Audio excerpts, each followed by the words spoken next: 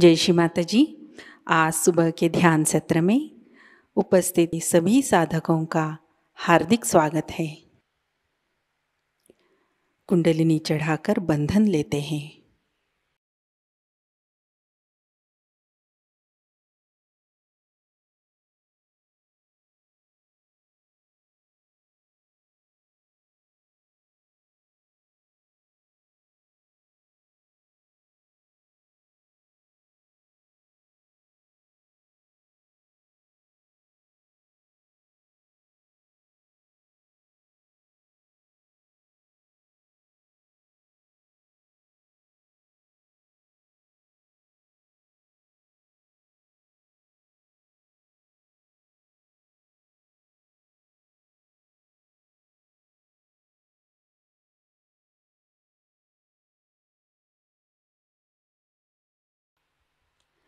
तीन महामंत्र, तत्पश्चात श्री गणेश मंत्र।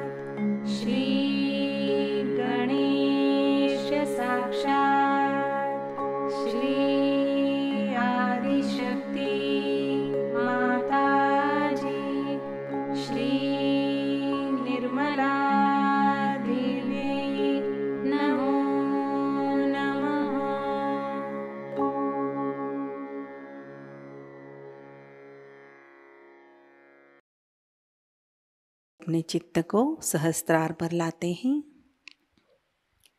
परम पूज्य श्री माता जी, कृपा कर आप सामूहिकता के सहस्त्रार में विराजिए। श्री माता जी, कृपा कर हमारा आत्म साक्षात्कार दृढ़ कीजिए। कुछ समय सहस्त्रार पर इसी अवस्था में बैठते हैं।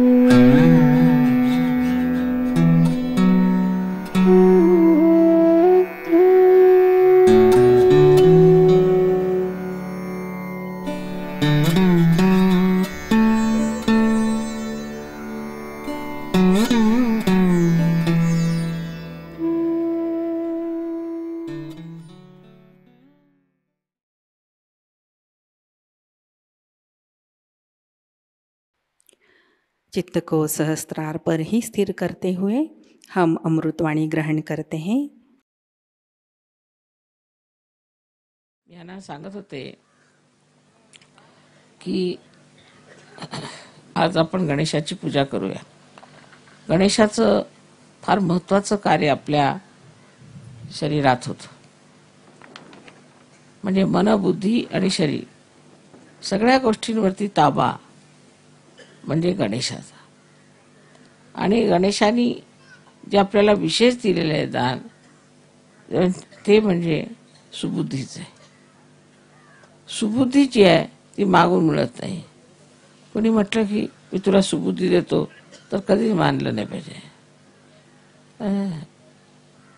दी इफेक्ट काय होत आहे की मला इंग्लिशमध्ये बोलताना आणि मराठीत एकदम ते शब्दच मिळत आहेत। मग कधी कधी दोन्ही भाषेत बोलायचं म्हणजे कंटिन्युटी नाही। बरं, तर विजडमला शब्द नाही मराठीत, काय का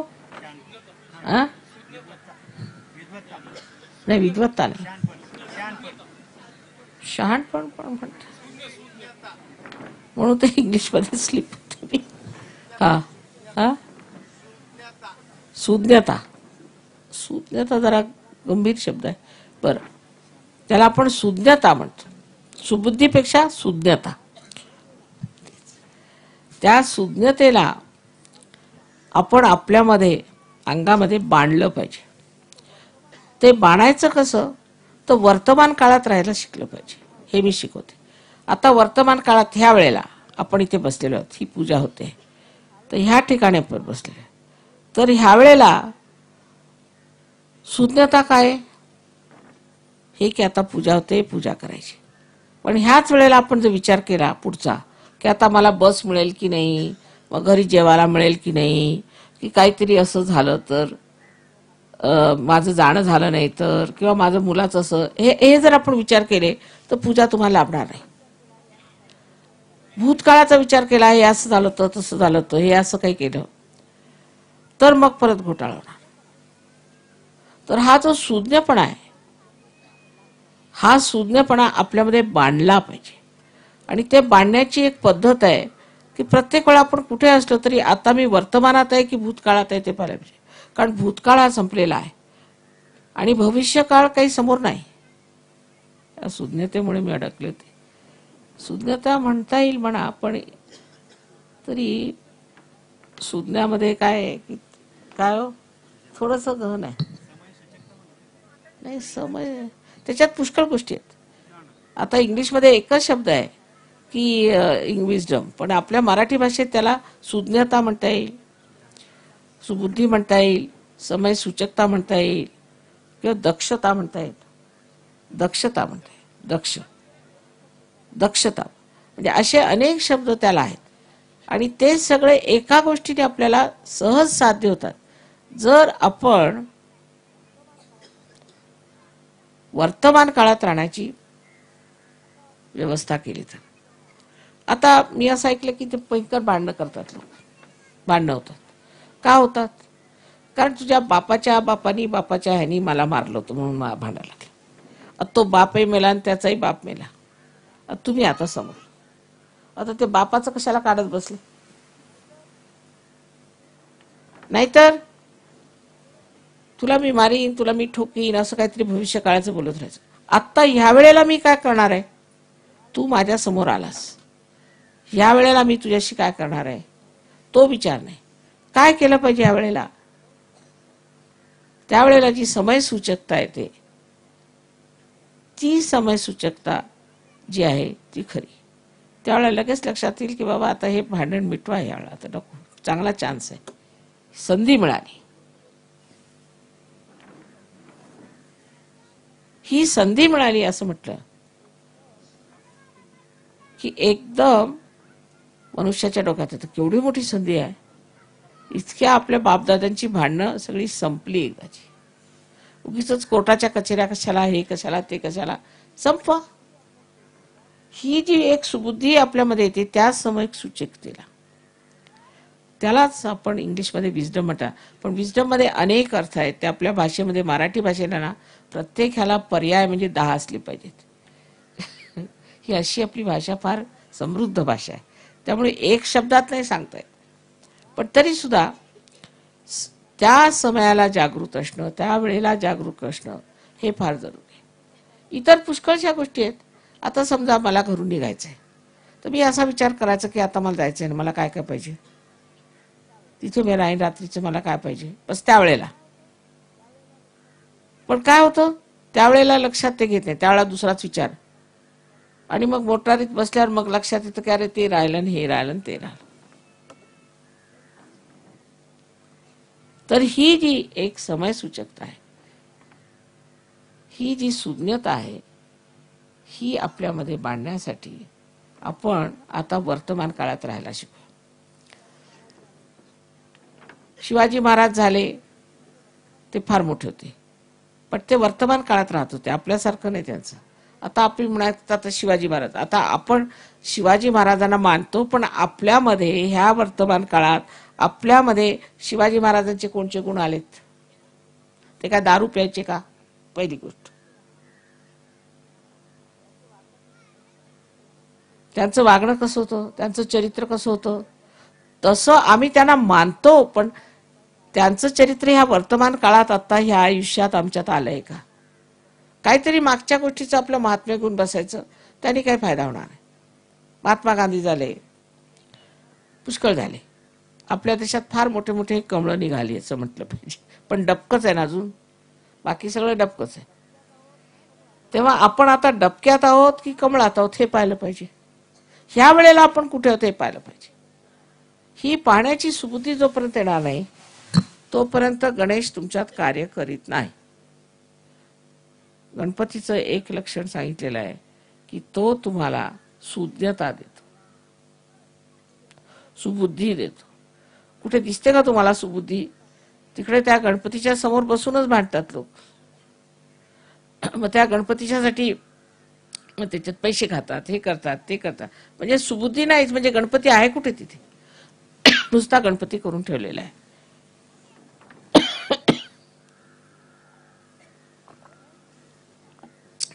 समय सूचकतेला जे समयावर जे बरोबर त्यावेळेला जे लक्षात मनुष्य आणेल त्या माणसाच्या स्थितीत एकदम अंतर येणार आहे.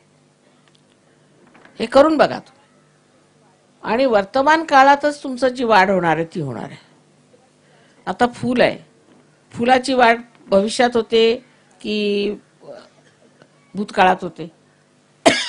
आत्ता ह्या वेळेला होईल ना. आपली प्रगती एवढ्यासाठीच होत नाही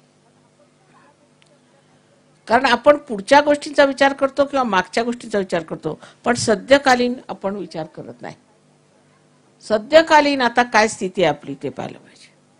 मग त्यात काय सगळे जेवढे काय आपले प्रश्न आहेत, आता ग्रामीण प्रश्न आहेत ते सगळे सुटतील. आज शेती करायची आहे समजा, आज जर तुम्हाला पेरायचं आहे तर तुम्ही म्हणाल बाबा मागच्या वेळा पेरलं होतं तर असं झालं तसं झालं करत बसले तर गेले. मग तू म्हटलं आता उद्या परवा पेरीन तर ते गेलं. आत्ता आजचं जे करायचं ते आत्ता केलं पाहिजे.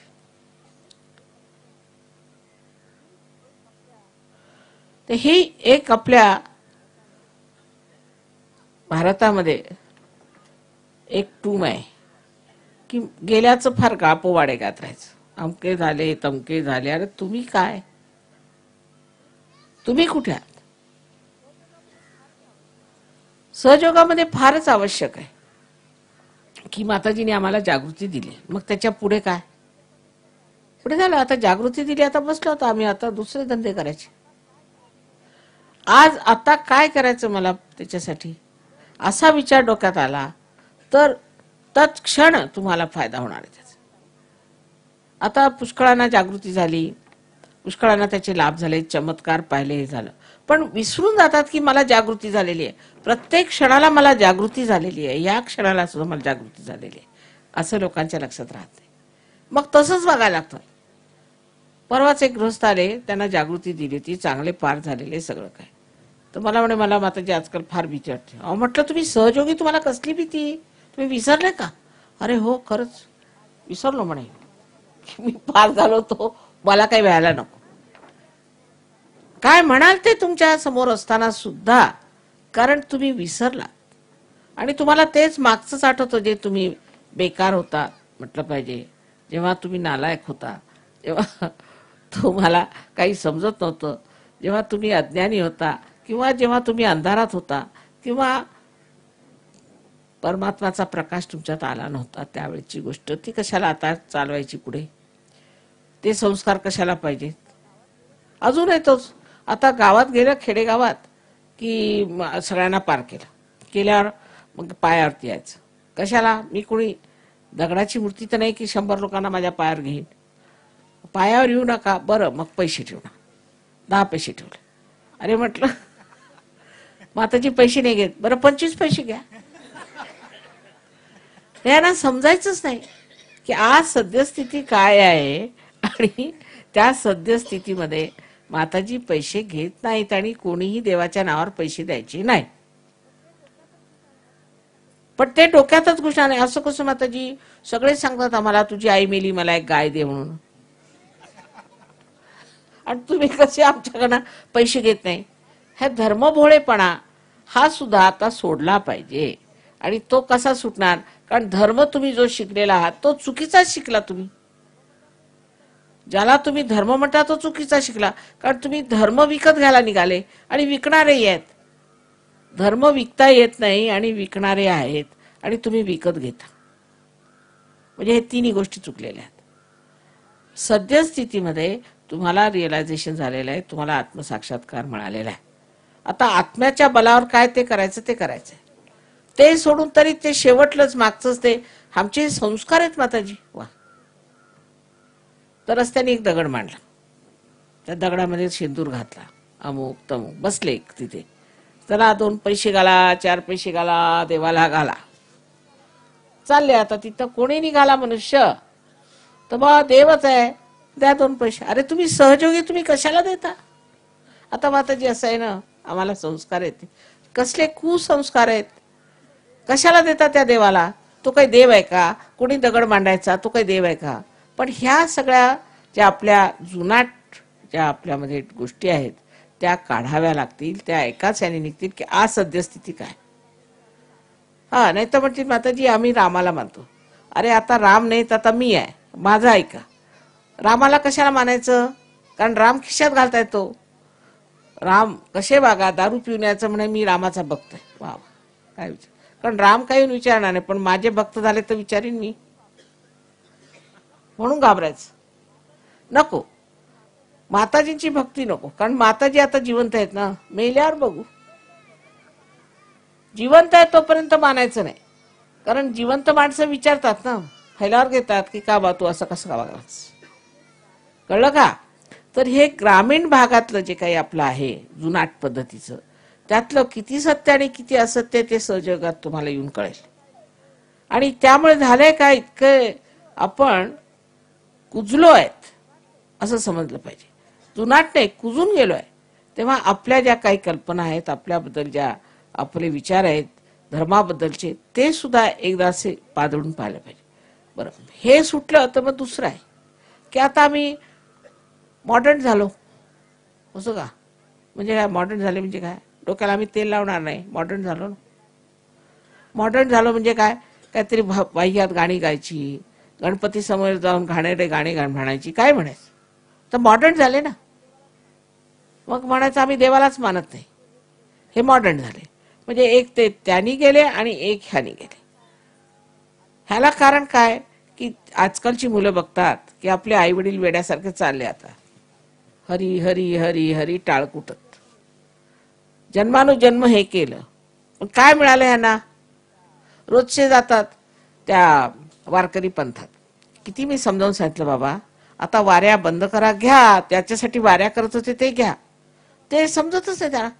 आता माताजी ते जसं काय नशा असतो ना तसा नशा, बस चालले आपले टाळकुट सगळेच्या सगळे. अहो आता घ्या, तुमच्यासाठी आणलंय सगळं मी, घेत का नाही, ते डोक्यातच येणार नाही त्यांच्या. पण माताजी असं आहे की आमचे बापदादे पण हेच करतात. अहो पण त्यांनी जे केलं, तुम्ही जे केलं, जे पुण्य जोडलेलं आहे त्याची फळं घ्या ना, अजून पुण्य जोडत बसलेत काय. म्हणजे काय आहे की आजच्या परिस्थितीत काय आहे, आजच्या युगामध्ये सहयोग हा धर्म आहे. हा धर्म आम्ही स्वीकारला पाहिजे आणि ह्या धर्मात आम्ही उतरून स्वतःला स्वच्छ करून घेतलंय. सर्व धर्मांचा जो काही अर्क आहे तो सहयोग आहे. आम्ही सर्व धर्मांना मानतो, एका धर्माला मानत नाही. एका धर्माला मानलं म्हणजे काय, मी फार चांगला आणि तू वाईट, मग त्याला भांडा. पण सर्व धर्मामधला जो काही चांगुलपणा आहे तो जर तुम्ही पाहायला शिकले तर भांडणच करणार नाही. परत आपल्या महाराष्ट्रात म्हणतात की भाऊबंदकी पाचवीला पूजली आपल्या. त्याला कारण काय, त्याला कारण हेच आहे भाऊबंदकीला की आपण नसतं आठवत बसतो, जे नको ते आठवत बसतो. आणि जर कुणी म्हटलं की बाबा सोडा ते, अहो काय सांगता तुम्ही, सोडा कसं, हे आमचं इतकं जुनं चाललेलं आहे, सोडायचं कसं. ते जे काही जुनाट आहे ते एवढं धरून धरून आपण अशा रीतीने वागतोय. आता भाऊबंदकी पण जुनाट झाली, ती सोडून टाका, काही कामाची नाही. त्यांनी काय फायदे झाले महाराष्ट्राचे. आता आपल्या ग्रामीण भागामध्ये मी बघते, मला परिस्थिती म्हणजे फार गंभीर वाटायला लागली. कारण इकडे मॉडर्न झाले ते दारू पिऊन धुतायत आणि जे नाहीत ते असे बेकार गेलेले. म्हणजे सहयोग सुरू तरी कुठे करायचा. चार माणसं सुद्धा अशी मिळणार नाहीत तुम्हाला की जे बसून समजतील या गोष्टी. म्हणून मी म्हणते की आपल्या मुलांना तरी आता जपा, त्यांना तरी आता सांभाळा आणि त्यांना हे सांगा की तू मागची पुढची चिंता न करताना आत्ताची चिंता कर, म्हणजे समृद्धी सुद्धा येणार. आजच्या चिंतेत जर तुम्ही असला तर बरोबर समृद्धी येईल. पण पुढची गोष्ट नुसते मनाचे मनोरे बांधायचे तेही बरोबर नाहीत आणि मागची गोष्ट ज्यांनी तुम्हाला जपणून ठेवलेले आहेत तेही बरोबर नाही. तेव्हा मध्यात आलं पाहिजे, मध्य मार्गात आलं पाहिजे, संतुलनात आलं पाहिजे. जेव्हा तुम्ही संतुलनात याल तर बघाल तुमच्यात केवढ्या शक्ती आहेत, किती तुम्ही कार्य करू शकता. महाराष्ट्र म्हणजे चैतन्याचा नुसता पुतळा आहे, कारण कुंडलिनी विश्वाची इथे आहे. पण आता महाराष्ट्रीय लोकांना मी समजावून समजावून थकले आणि माझं ऐकतच नाही ह्या गोष्टीत, त्यांच्या लक्षातच ही गोष्ट येते. अजूनही मला इतकं आश्चर्य वाटतं की मी लंडनला असते, महाराष्ट्रातनं पत्र, हा मनुष्य असा, तो मनुष्य तसा, माझे कान किटले आणि डोळे मिटले. ते संपतच नाही, दुसऱ्यांचं चांगलं दिसतच नाही. म्हणजे सहयोगी आहेत ते लोक सगळे, आश्चर्याची गोष्ट आहे. जर अशा रीतीने सहयोग चालला तर संत साधूंना काय वाटणार आहे मला समजत. त्यांचं कार्य पूर्ण करण्यासाठी आम्ही आलो. तुमच्या महाराष्ट्रात जन्म घेतला, मराठी भाषा आम्हाला येते, सगळं काही असून सुद्धा काहीही लोकांना समजत नाही की केवढं मोठं आम्ही घेऊन आलो. आता हे 55 देशातले लोक आहेत इथे आले धडपडत तुमच्या देशात येऊन. तरी काय तुमच्यात त्यांचा काही परिणाम होतोय का? त्यांना तुम्हाला बघता का कशी लोक आहेत हे परदेशात ना आले तुमच्या देशात, हे कशाला आले, का आले हे बघताय का तुम्हाला? आणि हे काय करतात? यांना का कसला एवढा आनंद झालेला आहे? काय मिळवलं ह्यांनी? आपणही तसं मिळवलं पाहिजे असा विचार एक साधारण एक समजदार माणसाला आला पाहिजे. समज हे येण्यासाठी फक्त एक गोष्टीचं तुम्ही करा की आज आम्ही इथे बसलो, आता आम्हाला काय केलं पाहिजे, आत्ता काय करायचं, ह्या वेळेला काय करायचं, ही वेळ कसली, ही वेळच महत्वाची आहे. आणि तेच माणसाला समजत नाही, म्हणून सगळे घोटाळे आहेत. तर आज श्री गणेशाला स्मरून आपल्या मनामध्ये निश्चय करायचा की आम्ही वर्तमान काळात राहू. मला असं होतंय की एक भाषा बोलताना दुसरी भाषा बदलायची म्हणजे फार त्रास. पण एका भाषेत शुद्ध बोलते मी, पण ती जर भाषा सुटली की मग मला जमतच नाही. म्हणजे हिंदीत कोणी म्हणाले मराठीत बोला तर जमत नाही, इकडून तिकडे मग मी आपलं शोधत बसते कुठे जावं म्हणून. कारण शुद्ध आहे ना, सगळं शुद्ध असलं पाहिजे, मिक्सचर करता येत नाही. भाषेत सुद्धा शुद्ध असं पाहिजे, त्यामुळे मला ते जमत नाही. तशी शुद्धता आपल्या जीवनात असायला पाहिजे. आणि ती एकच गोष्टी येते की मी यावेळेला काय करतोय, मी यावेळेला काय विचार करतोय. अगदी तुम्ही जरासं लक्ष दिलं ना, सटकन सगळं बदलून जाईल. आणि तुम्हाला आश्चर्य वाटेल, तुमच्या सवयी सुटतील, सगळं काय जाईल. फक्त त्यावेळेला आहे की मी ह्या वेळेला काय करतो. माझ्या बोलण्याचं वाईट वाटून नाही घ्यायचं, मी आई आहे तेव्हा जे खरं ते सांगितलं ते लक्षात घ्यावं आणि आपलं आयुष्य सुधारा. काय आपलं आयुष्य होऊन राहिलं आज, मुलाबाळांची काय दैनादान होते आहे ते बघायला पाहिजे, आणखी लक्ष द्यायला पाहिजे. आणि परत मी येणारच आहे, परत परत शेरेला येणार आहे. आणि निदान एक शेरेच्या गावचं तरी काहीतरी उद्धार होऊ देत, त्याच्यात तुम्ही सगळ्यांनी मला मदत करावी, योग घ्यावा, आणखीन मेहनत करावी. अभ्यासाने आपली कुंडलिनी जागृत मी करून देईन, पण त्याच्यानंतर त्या जागृतीनंतर तुम्हाला अभ्यासाने ती कुंडलिनी बरोबर बसवली पाहिजे तुम्ही. आणि इतके हे लोक दुसऱ्या देशातले पार झाले, ज्यांना गणपतीचं नाव सुद्धा माहित होतं, गणपतीचा ग माहित नव्हता, तेव्हा आपल्या इथे अष्टविनायक ह्या पृथ्वी मातेने आणून ठेवलेले आहेत. तर आपण काय करतोय ते बघायला पाहिजे, आपली काय स्थिती. ह्या गोष्टीच्याकडे लक्ष देऊन म्हणजे फार महत्वाची गोष्ट आहे. यांनी आपल्या संबंध देशाचंच मुळे भलं होणार आहे. पण निदान स्वतःचं आधी भलं करून घ्या. आणि किती सोपं आहे हे बघा तुम्ही, किती सोपं आहे. मी काही कठीण काम सांगितलेलं नाही की डोक्यावर उभे राहा की हिमालयावर जा, काही नाही, साधी गोष्ट. सहयोग करा, पहिल्यांदा कुठली जागृत करून घ्या आणि वर्तमान काळात राहायला शिका, बस. मग मी येऊन बघते काय होतं. आता पुढल्या वर्षी आशा आहे इथे सगळ्यांची भांडणं तंडे मिटून सगळंच व्यवस्थित होईल आणि लोक चांगले राहतील. सगळ्यांना माझा अनंत आशीर्वाद आहे.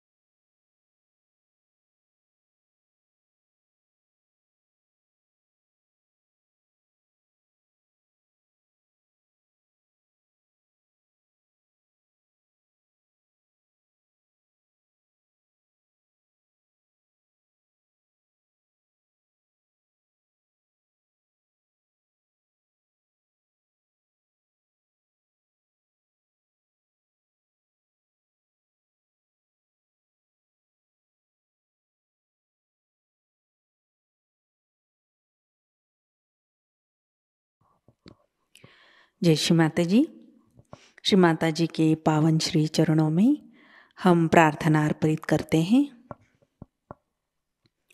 परम पूज्य श्री माता जी, आज का ध्यान आपके श्री चरणों में समर्पित है।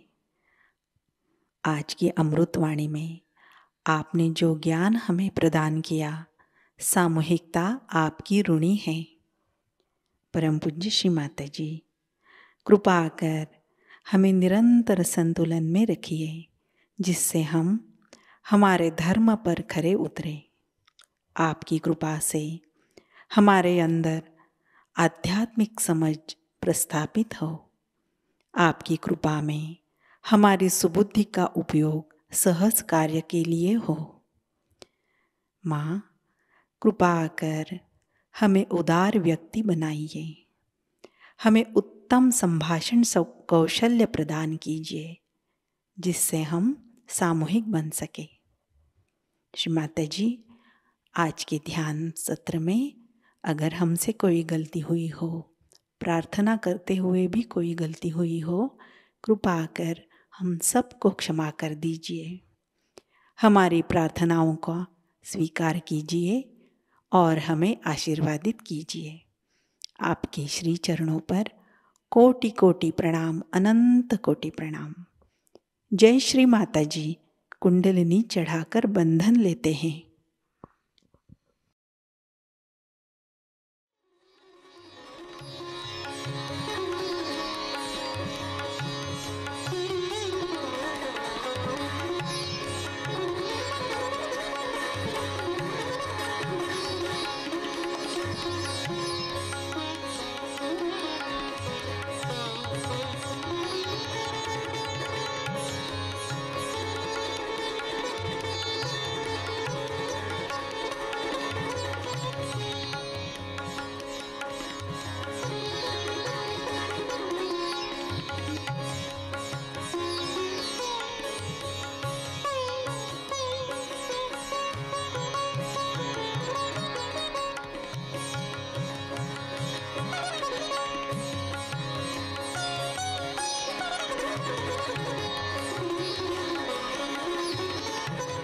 आज आप सभी का दिन अत्यंत मंगलमयी हो। आज का ध्यान सत्र अभी संपन्न होता है। जय श्री माता जी।